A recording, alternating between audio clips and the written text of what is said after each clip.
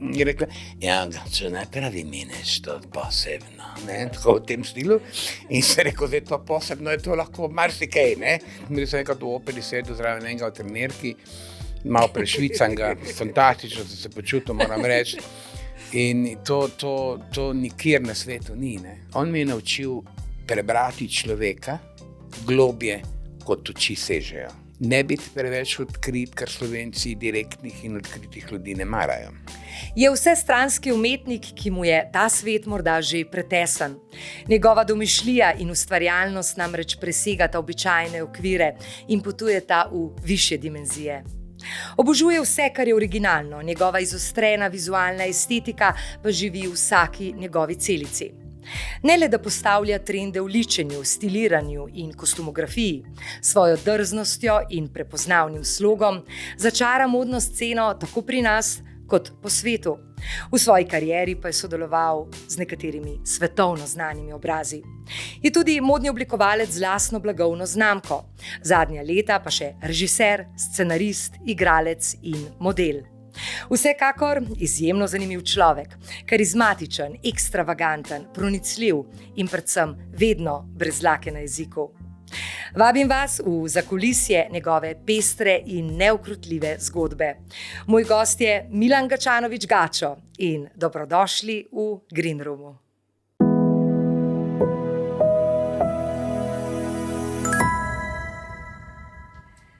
Najlepša hvala, ker si prišel k meni v studio.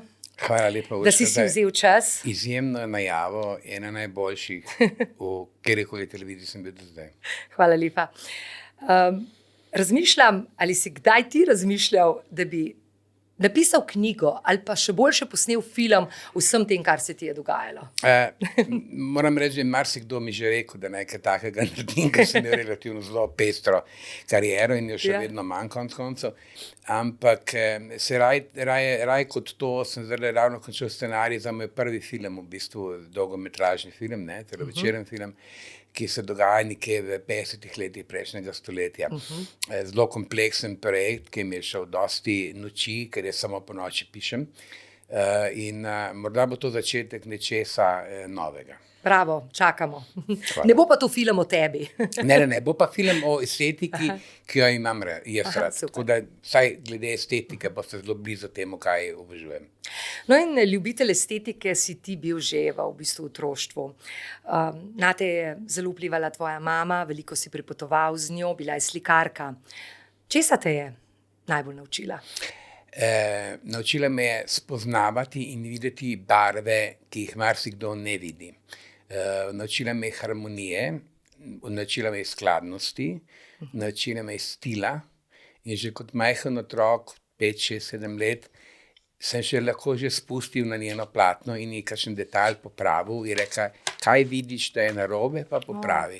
Se pravi, barve so bile vse in barve so v bistvu zelo pomembne v življenju vsakogar. Ker vse te barve, ki nas obkrožajo, vse barve, ki jih nosimo, vse strukture, ki jih nosijo, lahko podzavestno vplivajo na vsako počutje vsakega človeka. Menda ti ljudi prebiraš tudi v bistvu skozi barve, da jih nekako tako barvno opredeljuješ. Tudi.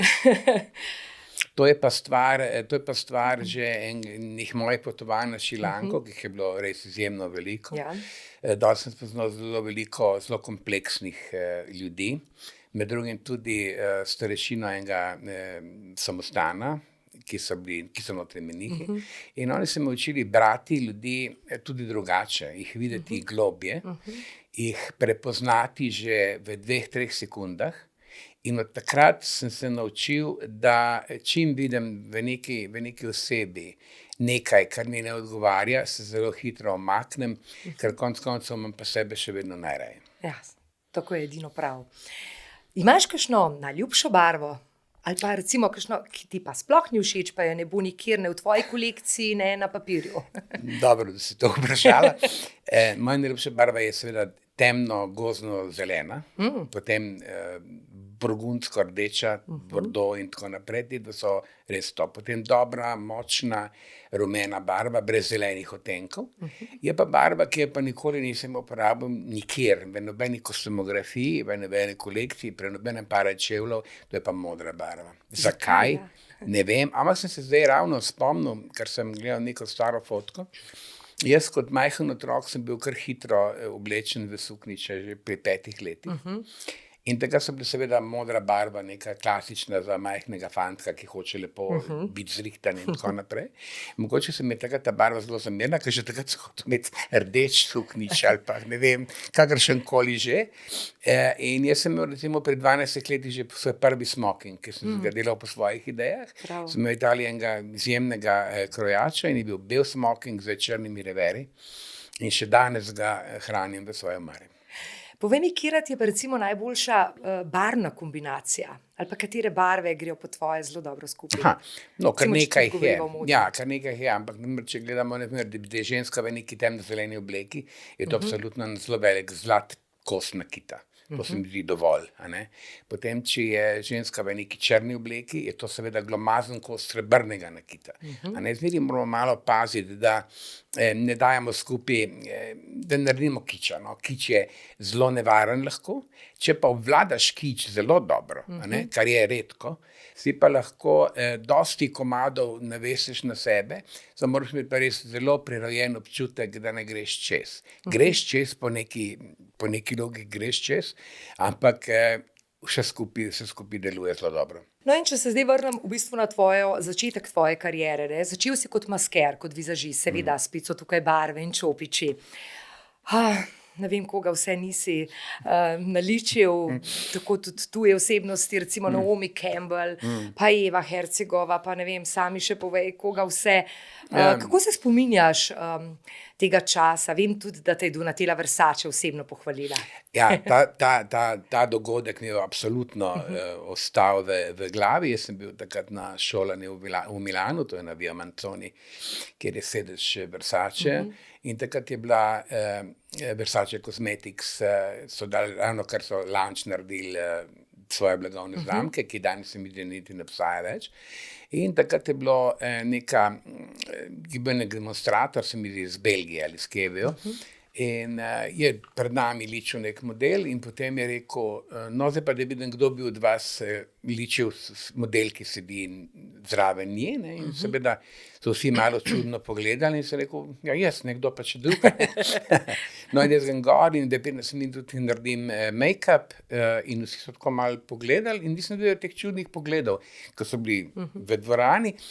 In ravno, ko sem jaz končal, pride Donatella, jaz sem bil eno nastropje pod njo, noter pogleda make-up in mi sem pravi tako, tu veni qui.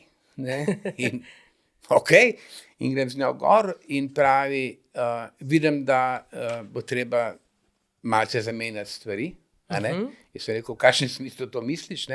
Prav, to, kar si naredil, je točno to, kar bi v bistvu jaz hotela povedati čez to blagovno znamko. Takrat je neka povezava začela in predtem sem pa jaz predno sem sploh bil na Via Manzoni, pa sem delal revijo za Gianni Versacea, to je bilo leta 1993, tam nekaj točno. In na koncu, zdaj pa pri teh velikih revijah je zelo veliko maskerjev. Zdaj pa jaz sem znan po tem, da sem zelo hiter. Se pravi, ko vidim jaz obraz, vem, kaj moram narediti in to je to. In ko se vidi, jaz sem imel 3 manekenke takrat za narediti. Zdaj, na primer, je maskeriral toliko, da ima vsak samo enega. Zdaj, malo so številke večje. No, in ko sem jaz naredil 2 in potem še 3, in so potem videli, da gačo is very quick. To je bilo. In potem sem videl še 2 in sem to tudi naredil. In na koncu revije, to ne bom nikoli pozabil, pride Gianni do mene, prav, tu sem veramente un bravo ragazzo. Se pravi, takrat sem bil ragazzo, ker sem bil malce mlajši. In na koncu revije mi je poklonil eno srajco iz kolekcijo, ki je seveda tudi spravljena. Lepo. Si se ti tudi pri komu učil ali si bil čisto samouk pri ličenju? Jaz mislim, da jaz sem prvi moj make-up naredil, ko sem bil star 11 let. Wow. Komu? Moje materi. Aha, mami. Ja. In ampak to je bilo tako neki, normalnega v naši familiji, da sem se čudil čez leta, da so mi rekli, a ja, kar ali kaj, ne, mislim, je bilo to nenavadno za ostale ljudi, no in potem sem v bistvu ugotovil, da jaz morda rabim še kakšne tehnike, neke stile malo pogruntati pa to, ampak zmeraj sem pa delal make-up, ki je bil navdih iz nekega obdobja, se pravi 20, 30, 40, 50 leta, ki so zelo specifična. Ne? Tam nekje do 80 let so bili zelo specifični, strogo začrtani trendi. V 90-ih so to vse skupaj porušilo, potem je prišel pa nek revival vsega tega nazaj počasi. Se pravi, dobesedno od 1900 naprej so trendi vsako desetletje bili strogo začrtani in še danes, če se pogovarjam, naredim make-up v stilu 20 let, točno vemo, zakaj se gre. Če pa reče, da mi naredi make-up 90 let, pa ne vemo točno, kaj kdo misli s tem. Zanimivo, ne? Ja. Ličil si pa recimo, ko si šel ravno v 90-ta, tudi med Melanijo Trump danes, ne? Ja, tudi. Kako se spominjaš? Ja, jaz sem njo ličil kar nekajkrat, tudi na modnih revijah, ki so bile in tako naprej. Ona je bila res malce bolj zadržana, bolj tiha, je bila pa zelo natančna, vedno. Ne? Se pravi, če kakšen lasek ni odgovarjal pod določenim kotom, je bilo to že treba popraviti. Ne? Tako da očitno je vedela, kaj hoče v življenju že takrat. Pa ti je zdaj všeč, recimo, ko jo pogledaš in njen stil in make-up? Ona je dejansko, ona je nadomestnica Jackie Kennedy. Po stilu, to vsekakor.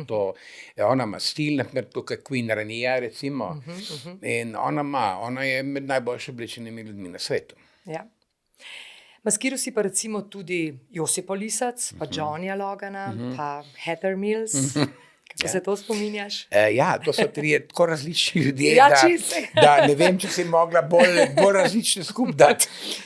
No, Josip Lisac je blazen ekscentrika, ampak je izredno topel človek ob enem. Tako da ona, na primer, včasih, enkrat vem, da sva delala, je rekla, ja, če najpravi meneš to posebno, tako v tem stilu.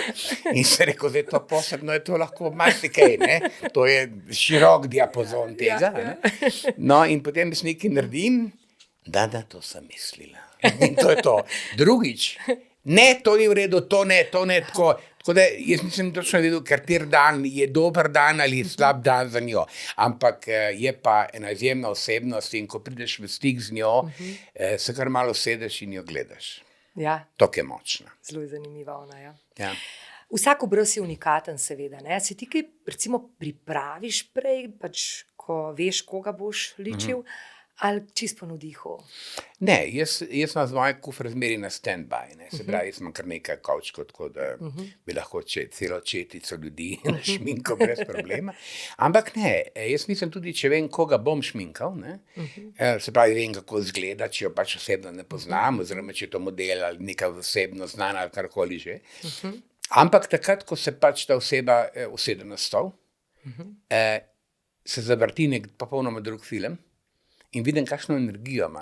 Ja. Ker to je zelo pomembno, ker jaz na podlagi fotke lahko približno ocenim, kakšen človek je to, takrat pa, ko spregovori, takrat se šele vidi, do kje lahko grem. No in še danes te recimo kličejo znane Slovenke, vem, da si nazadnje tudi to našo Lejo Cok naličil, Ja, tudi to blazno dobro na lifu je bila, ne? Ja. Super make-up. Ja, in tudi mislim, da je bilo z njej zelo všeč.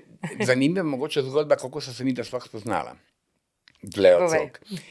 Midva sta skupaj igrala v enem kratkem filmu, režiserja Tomas Piris iz Portugalske, je slovenska produkcija in jaz sem igral nekega Lešija, to je gozdni duh in tako naprej.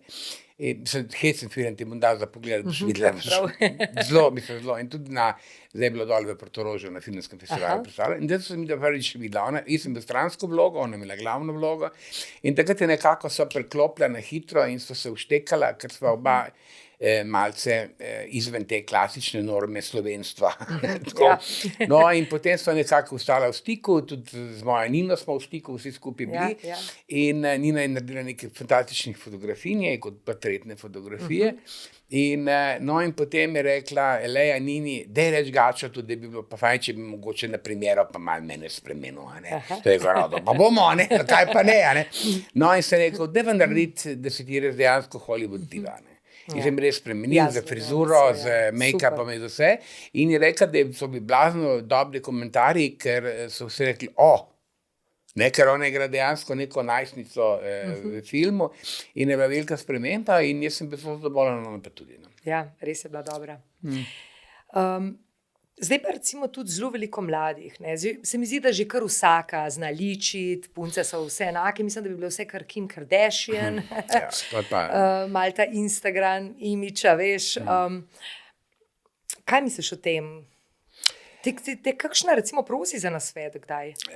Od profesionalnih maskerjev? Ja, od teh mladih tekelc, ki se še učijo v bistvu zdaj make-up. Ja, včasih. Veliko imamo že teh šol za make-up. Ne, včasih samo jaz mislim, da te punce ali pa fantje isto, ki so maskerji, preveč padajo pod vpliv nekih medijev, od Instagrama do TikToka do česarkoli že. In potem vsi delajo približno isti make-up, isti stil, kar je bizarno, ker to dejansko delajo copy-paste ljudi. Se pravi, vsaka punca ima isti make-up. Zdaj, kaj s tem doseže, jaz ne vem točno, ker s tem si samo eden v množici nečesa. In to je po moji logiki zelo bizarno. Tako da jaz zmeraj težim vsakemu, da se naj ustvari nek svoj stil, ker bitno je, da se ti dobro počutiš, kaj nosiš, ali make-up, ali obleko, ali karkoli, ne pa kaj drugi pričakujejo od tebe. To je ta bizarnost Slovenije, ki je katastrofična. A si razmišljal, da bi sam recimo tudi zdaj odprl kakšno šolo, da bi malo učil? Zelo v kratkem bom to naredil. A res? Ja, to pa si zdaj slučajno res zadela jemen termin. Jaz mislim, da bo treba, zato ker dostikrat opažam, da tega včasih ni bilo.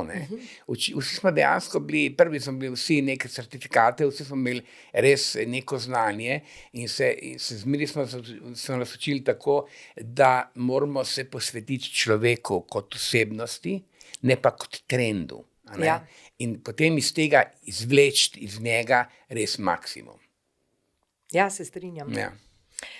In če greva še malo na modo, tudi modne revije, ogromno si jih videl, tudi v Milanu, na Hrvaškem, v državah bivše Jugoslavije. Kako se je kaj modna scena spremenila, prej, danes? Jaz sem sodeloval kot masker recimo na, ne vem, več kot 300-400 revij. In takrat sem bil dostikrat sam za 20-30 manekenk.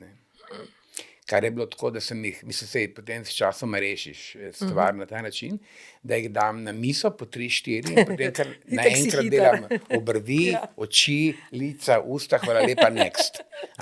In res sem delal tudi prvi hrvaški Fashion Week, ki je bil v Opatiji.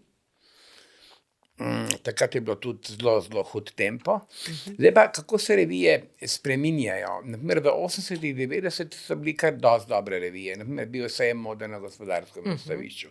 Potem je bil naprimer Modni bazar v Cankarjevem domu. Potem so bile razne interne revije za določene blagovne znamke.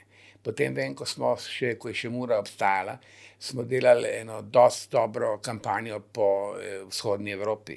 Se pravi, v Budimpešti, na Pragi, ne vem še kaj, da je imel cel avtobus, 2 avtobusa modelov in tako naprej. Potem je en tajč to malce poniknilo in dobrih, kvalitetnih revij v Sloveniji zelo so redke. Če dodam samo Ljubljanski Fashion Week, ki se dejansko trudi, da zadeve funkcionirajo tako kot zunaj in so dejansko tudi v svetovnem merilu relativno zelo dobro ocenjeni. Ljubljanski Fashion Week je eden boljših v tem regionu. Je pa logično, da danes rabi vsak tak projekt zelo močne partnerje, ki jim finančno podprejo stvar. Morda je v državah ex-juge se morda so ljudje bolj se prej odločijo, da bodo investirali kot pa v Sloveniji. v Sloveniji so investitorji, ki investirajo v nepremičnine, pa v avtomobile, pa v bazene, pa mogoče kriptovalute. Ne vejo pa, da je nekaj najbolj bogatih ljudi na svetu ravno iz modne industrije. Se pravi, najmalj se razgledajo okrog sebe, pa vidijo, da so še druge stvari, v katere se splača vlagati. No, in ravno to, recimo, ti imaš tudi svojo kolekcijo Gačo Couture, 2 leti nazaj, mislim, da si jo predstavil na ljubljanskem Fashion Weeku. Daj mi povej, koliko recimo stane ena taka kolekcija tebe, da predstaviš to? No, če pogledamo od materialov, metraže, izdelave kampanje, videospot, kot si ga videla na mojem sajtu, za en avto, recimo. Tam nekje. Ne čisto najnovejši, ampak rabljen, recimo. No, če hočeš, da so zadeve izjemne, dobro narejene. Ne? Jaz nikoli ne dam od sebe stvari na pol. Raje ne naredim, pa potem, ko lahko, takrat šele naredim. In nič prej in nič pozneje. Ker jaz tako od sebe dam samo proizvod, ki je intakten, brez napake, ali pa raje počakam in ga takrat dam ven, ko ga lahko dam ven. Ja. Pravilno, profesionalno. To je edino. Koliko se pa polki proda tega? Tako, bolj so malo pa zanimanja, niti ne. Imam nekaj rednih strank, ki so zelo specifične, ker jaz imam tudi zelo specifično kolekcijo, kot si jo videl. Zelo. Ampak te stranke pa izjemno cenijo to.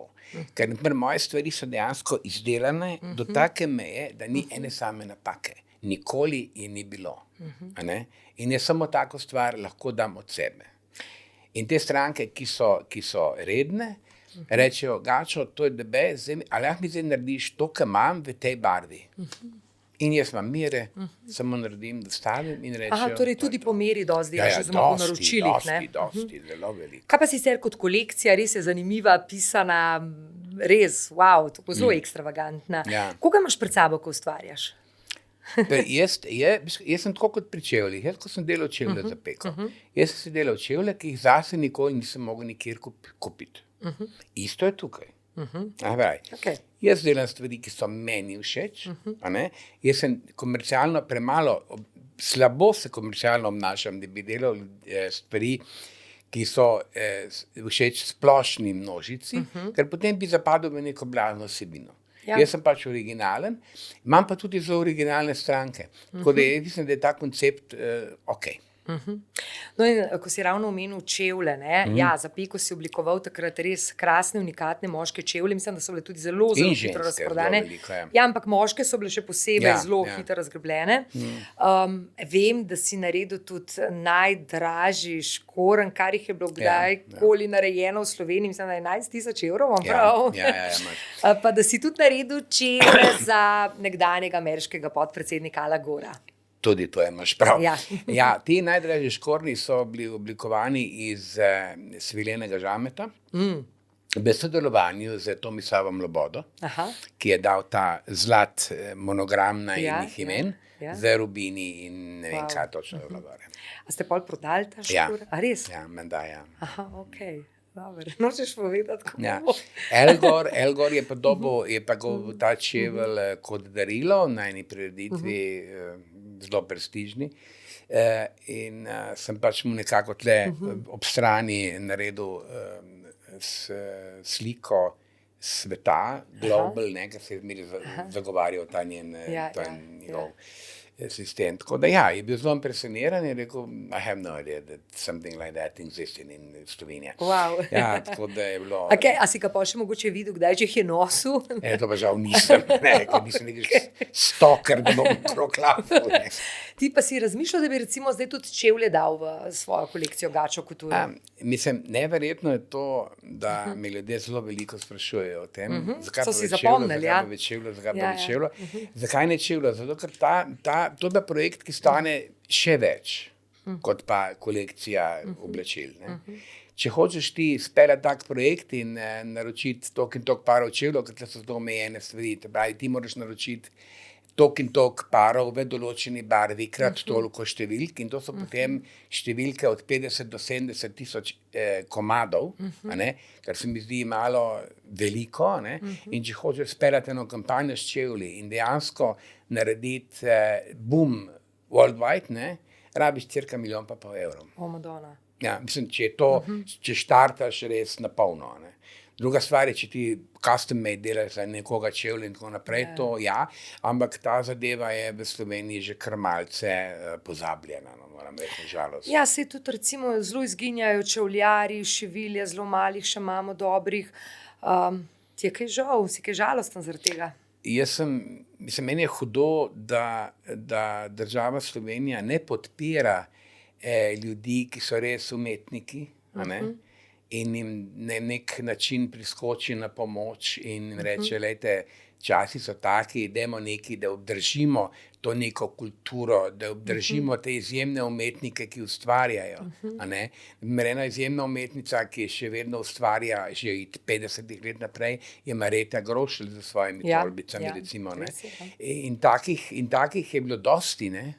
Od krojačev do čevljarjev, do klobučarjev, do ne vem koga še vse. Ne? In to vse počasi zdaj izginja. Ja, ker nekatere niti ne zanima, da bi študirali v to smer.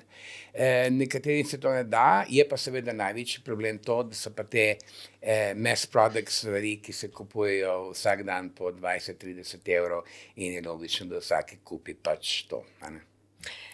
Kdaj ti vstopiš recimo v tako trgovino? Včasih ja, seveda. Jaz dosti hodim po trgovinah, ker me zanima, kaj se dogaja. Konec koncev stopim tudi zaradi tega v kakšno veliko verigo, da vidim, kjerega kreatorja so kopirali takrat. Se veš, da si že sam kopirajo. Ja, kopije na kopije. Potem kopija na kopijo postane že original na koncu. A je v Sloveniji kakšna Slovenka, Slovenec, ki ti je pa res originalen in izviran po svojemu stilu? Ja, no, torej, že prej sem omenil Marjeta Grošelj, absolutno, pa še nekaj bi se jih najdlo. So pa par zelo neznanih ljudi, ki niti ne vem, kako jim je ime. Pa jih opaziš. In imam eno gospo, vem, da sem dostikrat srečeval za Bežigradom, ki je vsak dan oblečena v eno in isto barvo, od peta do glave, od klobuka, rokavic, nogavic, vse. To so ti stili, ki padejo ven. No in če greva zdaj k stilom, vem, da ti ne maraš besede stil, trend, oziroma da je nekdo v trendu, da je nekdo in. Kaj predlagaš tistim, ki nimajo tega stila, kako naj si ga oblikujejo? A veš, niso vsi za to, nimajo vsi tega občutka, kako se obleči, a veš. In seveda potem kopirajo in gledajo tisto, kar je pač in to bo oblekla, ne? Zdaj, stil ni pogojen z denarjem, a ne? To daleč od tega. Obstaja veliko vintage trgovin, second hand trgovin, ki se lahko odlično obleče za nekaj evrov, dobesedno. Jaz sem enkrat za što rekel, da bom prav se obleč za 20 evrov, ne? In sem se oblekel za 20 evrov od čevljev do gor in sem zgledal zelo dobro. Samo treba je imeti občutek za to. Se pravi, naj mi noben ne govori, da tisti, ki ima denar, je lahko lepo oblečen in obratno. To ni res. To nikoli ni bilo res in nikoli ne bo držalo. Ker danes si lahko oblečen dejansko za 30 evrov zelo dobro in če pravilne stvari kupuješ in se ponavadi in če lahko doma skombiniraš zadeve, ki jih imaš, se lahko vsak dan z kakšnim novim detajlom in vsak bo mislil, da si popolnoma nov. Kaj svetuješ? Kako lahko pomagaš tem, ki se še iščejo? Kaj ne naredijo? Kaj je prvi korak? No? Treba je prvo pogledati omaro. A veš, ker ene nimajo okusa. Ja, omaro je treba pogledati, kar pomeni, da najboljši sistem je to, da daš vse iz omare ven. Ne moreš drugače začeti, ne moreš. Ne? In potem greš komad po komad in vidiš, ali sem to srajco že kdaj nosil, nisem. Zakaj? Ker ne vem in jo daš nekomu. Potem, te hlače imam zelo rad, odlično, to je neka osnova. In potem, ko te hlače daš v obešalnik, kaj paše k tem hlačam? Dajmo mogoče to bluzo, to srajco, ta suknič bi bil to super. In si narediš nek mihin kompletek, in tako nadaljuješ. Če pa to ne znaš kombinirati, smo pa tukaj profesionalci, ki lahko pri tem pomagamo.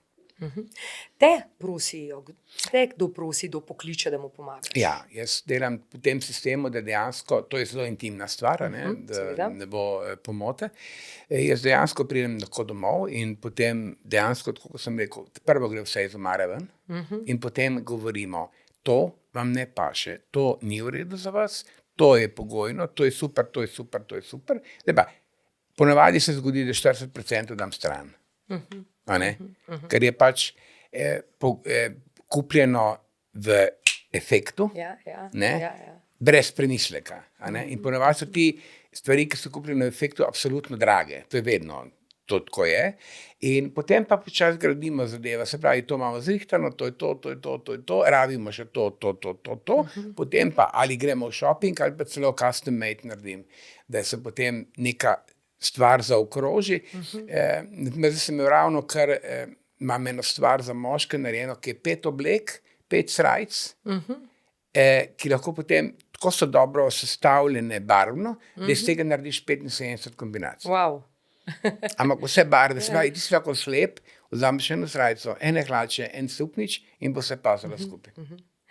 Če recimo pogledaš evente, ti si veliko naokoli, kaj opažaš pri Slovenkah, Slovencih, kakšna je naša kultura oblačenja? Oziroma, če... Na to temo sem že marsikaj povedal, marsikdaj. Jaz mislim, da... Mislim, je boljša ali slabša, kot je bila? To me zanima. Kaj ti opažaš? Težko rečem ta trenutek. Moram reči, da so ljudje preveč podvrženi to, kar vidijo v časopisih in to kupujejo, kar vidijo na fotografijah.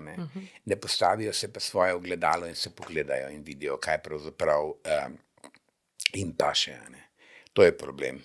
Se pravi, vsi imajo, marsikdo ima kakšen zelo zanimiv komad opis oblečen, ampak jim ne paše.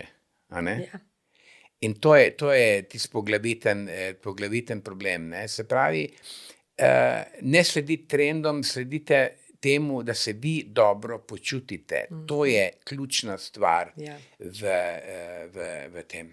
Jaz sem dostikrat na teh eventih in vsakič nekako piše nek dress code, ki ga treba upoštevati. Ti moraš dati nek odgovor na njih, se pravi, ti se moraš primerno obleči. Včasih ljudje hodijo tako, kot so ravno prišli iz Rožnika, to je bizarno. Ja, res, ja. In to je hecno, Potem so nekateri, ki blazno pretiravajo, ki so novoletne jelke, dobesedno, Včasih je čisto enostavno črna obleka pove več kot marsikaj drugega. Tako da ljudje mislijo, pa se je dober, sem da je komod, to je nekaj razmišljanje Slovencov. Če se bom jaz komod počutila, bo fajn, pa če dobro ne zgleda. In mi sem enkrat v operi sedel zraven enega v trenerki, malo prešvicanga, fantastično sem se počutil, moram reči. In to nikjer na svetu ni, res nikjer. Sej ne rabite se zdaj špedenati v ne vem kaj, ampak neko estetiko morate imeti v glavi, v poklon nekomu, ki te je povabil. Ja, to je v bistvu biti bolj kulturni, kar se mode tiče. Seveda. Sej važno je, da si pač v nekem stilu, da si ti. To je pomembno. Ampak veš, ker gre nekdo na event, recimo gre na Carrerasa, isto obleče, kot bo šel potem na nek rock koncert, Ja, veš, v tem bi lahko naredila še en posebno oddajo, pa po moje še ne bi se kaj dosti zgodilo. Hotela sem te vprašati, če v teh mladih puncah, ki recimo zdaj hodijo v modni svet, vstopajo v modni svet, sploh Milano, Pariz, to so zelo mlade punce. Govorimo o manekenkah? Ja, o mladih manekenkah. Kakšen svet je to? Je to še vedno tako kruto, kot je bilo, kot se je govorilo? Kar se tiče diet in vsega, pritiskov. Malo manj pritiskov je, kot je bilo včasih. Se pravi, takrat, ko sem bil v Milanu, je bilo to res, punce so padale skupaj od tega, ker niso nič jedle. To je dobesedno. Nekaj je bilo res, so pretiravali in to na vseh pogledih. Zdaj se zadeve malce normalizirajo, recimo. So pa seveda zahteve kakšnih kreatorjev bizarne, se pravi, ne 36, tudi 34 ni dosti majhna konfekcija več. So pa potem druge blagovne znamke, ki pa ravno propagirajo neko druge postave, polne postave. in konec koncev propagirajo tudi starejše modele in tako naprej. Se pravi, svet gre v neko pravo smer, ampak so pa seveda kakšni kreatorji, ki so zelo ekscentrični, ker rabijo zelo specifične stvari, ki pa mejijo malo že na zelo čudne poglede na to. Spoznali smo te pa tudi zelo dobro, recimo kot komentatorja v raznih šovih, tudi modnih, bil si tudi član žirije v nekem Next Top Model ali kaj je bilo že na televiziji. Kako se to spominjaš teh dogodivščin tam in anekdot, ki ste jih imeli? Ja, jaz sem bil skoraj na vseh slovenskih televizijah in zmeri so me poklicali tam, kjer so hoteli, da se nekaj zgodi. Vejo, da sem relativno direkten in povem točno to, kar mislim in zakaj bi govoril nekaj drugega, kot mislim, kot večinoma ljudje delajo. Je pa to zame izredna stvar, ki je zelo uživam v tem in bolj, ko se zadeve zahtevne, raje jih imam. To je zelo ful dober posel v bistvu. Bi še šel? Ja, absolutno. Vedno.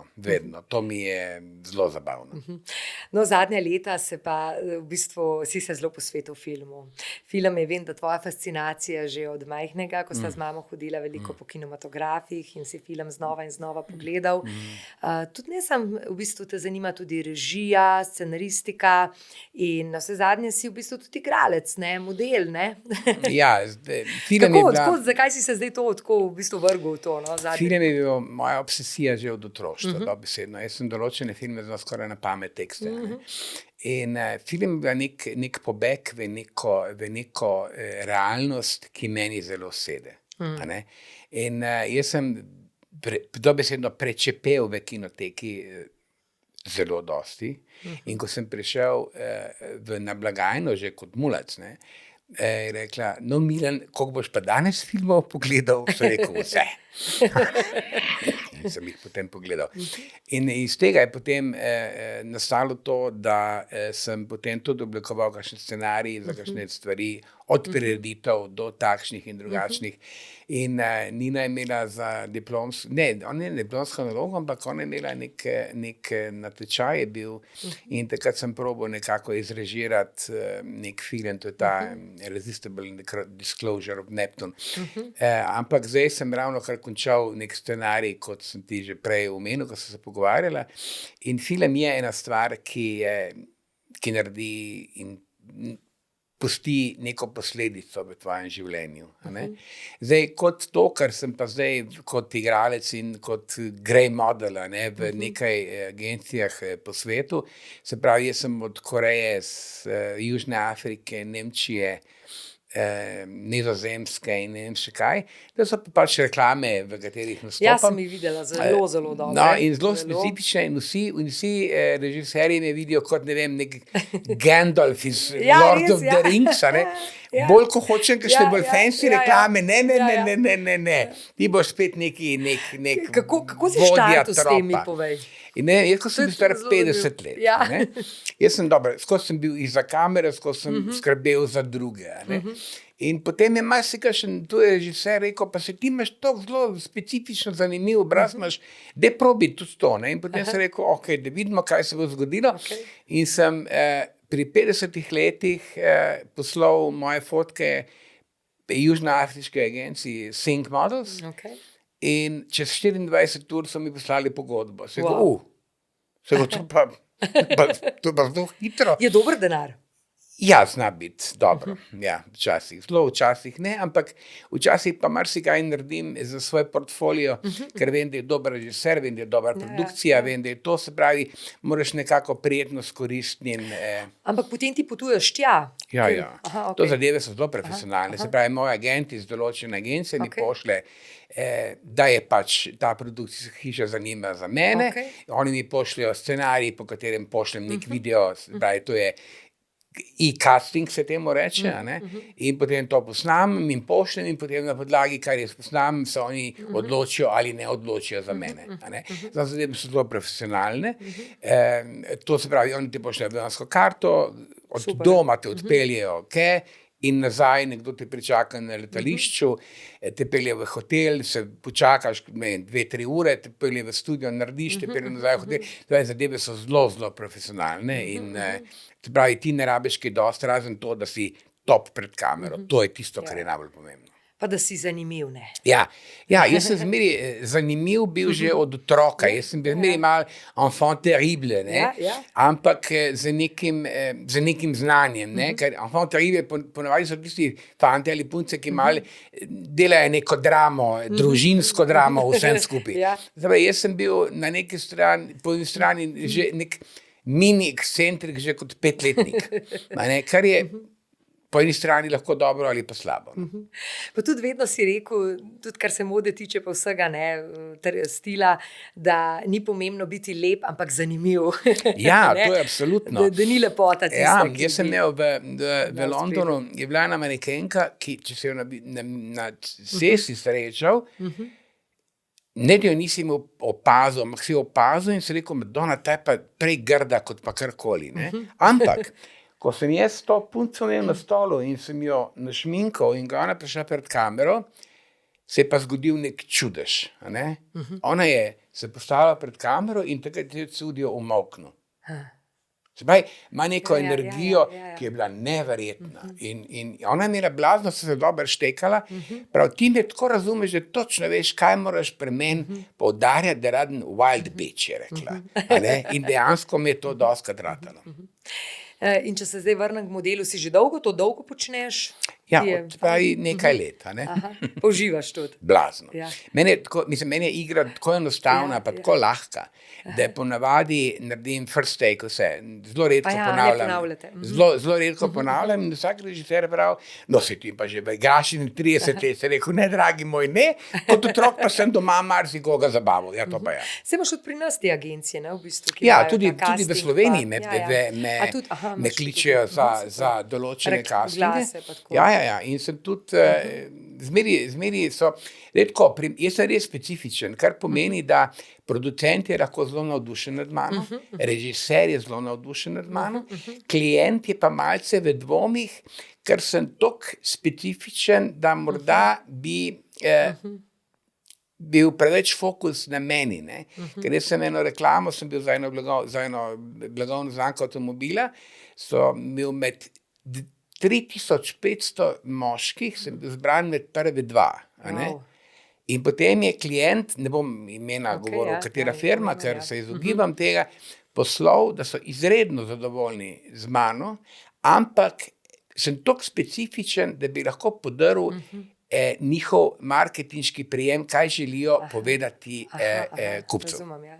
Ja, še druge stvari so v zadju. Ja, seveda, ne, to so kompleksne stvari.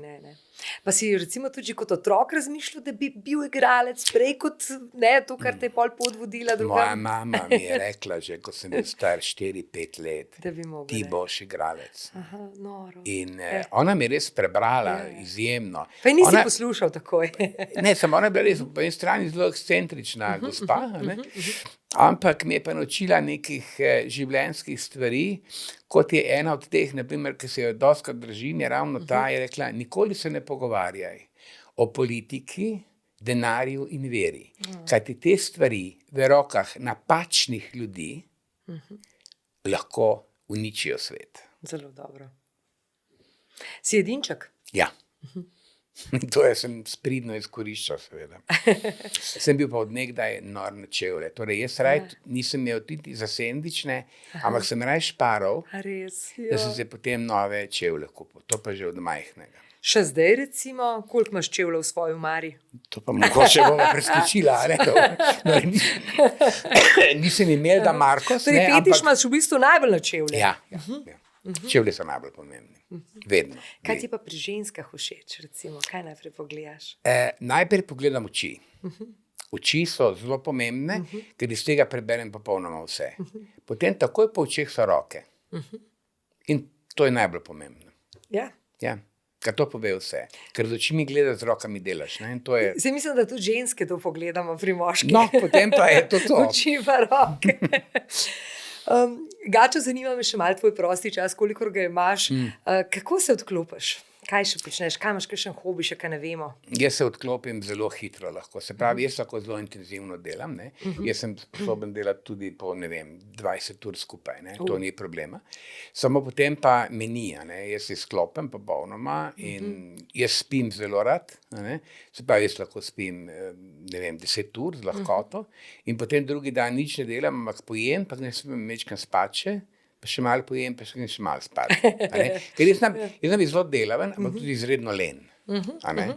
Ampak moram akumulirati stvari, ker drugače to ne gre. Jaz nisem več 25 let in rabim se nekako napolniti na nek način. Zdaj, če me novinarji vprašajo, to je meni najbolj hecno vprašanje, kaj delaš v prostem času? Ja, nič. Če prosti čas. V bistvu eni pa se z svojimi hobiji še ukvarjajo. Jaz imam srečo, da je moje delo moj hobi, tako da ne rabim dodatnih. Kaj pa potovanja? Rad potuješ? Ja. Že kot majhen si veliko potoval? Ja, jaz sem... Omenil si že Šrilanko, ki ti je dala neko novo izkušnjo. Ja, jaz sem Azijo zelo obožujem Azijo, Ameriko niti najmanj, To mi je nekaj čisto nepomembnega. Bil sem sicer na nekem potovanju po Karibih in tako naprej, ampak ne vem, nekako mi ni pustilo kakšnega blaznega pečata v mojem življenju. Šrilanka pa je ena stvar, ki je meni pustila velik pečat in še vedno vem, zakaj. Jaz sem se takrat zelo rad potapljal in sem hodil na Maldive. Jaz sem bil na nekih, dostih otokih in potem enkrat tega otoka ni bilo prostega, ker je bilo vse zabukirano. In takrat so bile še te agencije potovalne, ki so to vse organizirale in tako naprej. In ta agentka pravi, Gačo, pa dej zapri oči, pa listi katalog, pa si izber eno stran, pa pojdi kje. Sem rekel, okej. In jaz berem Šrilanko, hotel Serendip in tisti hotel je ostal nekajkrat. Wow. Ja, in takrat sem ugotovil, da je to. In dol sem spoznal zelo veliko ljudi, še vedno smo v kontaktu. Dol sem imel enega izjemnega krojača, le zakaj ne? Ja. In tako dalje. In je bil pa en dogodek, ki mi je še danes odprl oči in me je naučil drugače živeti. Jaz sem enkrat šetal po neki vasi, sem se usedel na en kamen, in zraven se je usedel en gospod, ki je bil že takrat v poznih 80 letih. Zdaj pa, on ni znal angleško, jaz nisem znal singalsko, se pravi, so bile to pogledi, roke, komunicirala sva, ne vem na kakšen točen način. In nekako sva razumela en drugega na nek bizaren, imaginaren način, ki se ga še danes ne znam razlagati. In to vem, da je bilo to 5 popoldan, sva se mi dosrečala, ker sem javno kar ob 4 šel nekam, tako da vem, koliko je bila ura. In potem mislim, veliko luknjo v življenju. Potem zavedal sem se pa drug dan, ob 11 dopoldan, ko sem še vedno sedel z tem gospodom na skali in potem je gospod šel. In nikoli več v življenju ga nisem videl. In od takrat gledam na svet popolnoma drugače, kot sem do takrat. Potem se je še zgodila ena stvar, ki je bilo zelo velik pomen, je bilo za mene. In sicer, da sem jaz z mojim šoferjem šel po Šrilanki, sem pač potoval gor pa dol in sem srečal nekega meniha, ki je štopal, ki je hodil iti v svoj tempelj nazaj, v popolnoma drugo smer, kot sem šel jaz. In takrat ko sem tega človeka zagledal, sem rekel šoferju, ustavi. In sem ga vzela noter in je on šofer povedal, kam gre. Prav to je 150 km v kontra, kam vi greste. Sem rekel, obrni avto, pelji ga. In ko je to on slišal, ta menih, me je gledal 5 minut brez prestanka, se sedel zraven mene, hvala Bogu, zanil angleško in se začela pogovarjati. In ko so prišla do tega templja, me je seveda povabil noter, povedal starešini, pač kaj se je zgodilo in da sem jaz naredil 150 km samo zaradi njega. In potem je nastala neka taka čudna tišina v tem templju in on je rekel, da naj grem noter, šoferja so mu dali neko hrano in je ostal zunaj. To je bil nek tempelj, ki je bil zelo zaprtega tipa. Jaz sem verjetno en redkejših, ki sem vstopil v to. In potem so se z njim pogovarjala enih 5, 6, 7 ur. In on mi je naučil prebrati človeka globje, kot oči sežejo. In od takrat spoznam ljudi zelo hitro jih preberem in ljudje, ki mi ne odgovarjajo, jih po 2 do 3 minutah izključim iz življenja. In to mi je zelo dobro prišlo tudi takrat, ko sem kakršnokoli pogodbo sem od takrat podpisal, nikoli nisem, da ne bi mi plačali to, kar je, ker že prej odločim, ali bom šel s tem v posel ali ne. Tak občutek imaš dober, ne? Ja. In če bi mogel nekomu opisati Slovenijo, kakšni smo, definicija naše države, kaj bi jim rekel? Bom zelo direkten, pa verjetno bojo takšni in drugačni komentarji. Slovenija je sirota v sirotišnici, ki jo posvojijo starši, ki imajo zelo veliko stric, tet, dedkov in babic, približno 90 jih je vsako leto. Ne? In vsaki starši pač učijo svojega otroka, kakšne so potrebe, kaj je dobro, kaj je slabo, kakšna je politika, kakšna je vera in vse to. In po 4 letih ta boga sirota dobi nove starše. In spet 90 nekih sorodnikov. Ne? In tako se dogaja leta in leta. In kakšen naj bo ta otrok, ko menja toliko staršev na vsake 4 leta? Jaz se zelo bojim, da ne more postati zelo uspešen. Bi se preselil kam drugam? Saj sem živel marsikje. Prva možnost, ko bo karkoli usklilo, meni je se preseliti tako kot te zamenjati restauracijo. Najboljši nasvet, ki si ga dobil v življenju in mogoče tudi najslabši? Jaz se izogibam, da upoštevam kakšne nasvete, če se v sekundi ne strinjam z njim. Kakšna informacija, ki ti je dala misliti? Informacija, ki velja zgolj za Slovenijo. Ne biti preveč odkrit, ker Slovenci direktnih in odkritih ljudi ne marajo. Ne? Ja. Se pravi, jaz se moram relativno kar malce držati nazaj, ampak ko pač stvari eskalirajo do neke meje, pa pač popustim in povem vsakmu obraz tak, kar mu gre. Nisem pa žaljiv. Direkten ali žaljiv, to so 2 različna termina. Ja, poveš pač to, kar misliš. Ja. Ne boš govoril za hrbtom, absolutno nikoli, pravilno nimam. In lepo je. To je zelo lepa lastnost. Ja, in če bi jaz pri tebi karkoli bi me motilo, bi ti pač povedal direktno. In jaz mislim, da bi bilo tebi in meni lažje. Jaz mislim, da imajo ljudje večjo težavo to sprejeti, ne? Ja. A veš? Ne? Ker smatrajo kot napad. Ja, najhujše je seveda to pri ljudeh za nizko samozavest, za nizko samopodobo. To je seveda kot nož v hrbet. Ja. Ti moraš biti vsem hvaležen, kakršnokoli kritiko dobiš. Ja, ker vse ti lahko pomaga v življenju. Ja, zdaj zato. Imaš še kakšno neuresničeno željo ali vrh, ki bi ga rad dosegel? Pa vem, da si ne zastavljaš rad ciljev. Ne, jaz nisem karierista. Jaz karkoli sem delal v življenju, je prišlo dejansko vse spontano. Jaz nisem človek, ki nekoga kliče in ga vabi na 25 večeri, zato da bo nekaj dosegel od tega. Jaz, če me kakšna firma kliče, ker pač pomaga tudi v PR-ju, v marketingu in tako naprej. Če se strinja s tem konceptom, kot ga jaz nekako vidim, ki ima vizualizacija, je super. Ne bom pa zato, da bo novo posel nekoga pelal po 25 večerjah in bil z njim izjemno prijazen, ker nisem ki sester. Ja. Sem imel pa okroji sebe zelo veliko ljudi, ki so hodili čez mene priti do določenih karierjev. To pa je. Gačo, sem te še kaj pozabila vprašati, ali pa ne vem dovolj, pa bi rad sporočil še mogoče poslušalcem, gledalcem. Bodite vi, bodite to, kar ste. Ne se podrejati trendom, ne se podrejati željem drugim. Mislite svojo glavo in gledajte svojimi očmi. Zelo lepo. Najlepša hvala, ker si bil moj gost. Hvala tebi, da povabila. Želim ti, da greš še na kakšno zabavo, kakšen event, da se srečamo, ne? Z veseljem. Pa vem, da se ti vse manj da, ampak bom vesela, če te bom srečala. Enako. Ja. Hvala. Hvala tudi vam za pozornost. To je bil Milan Gačanovič Gačo in srečno.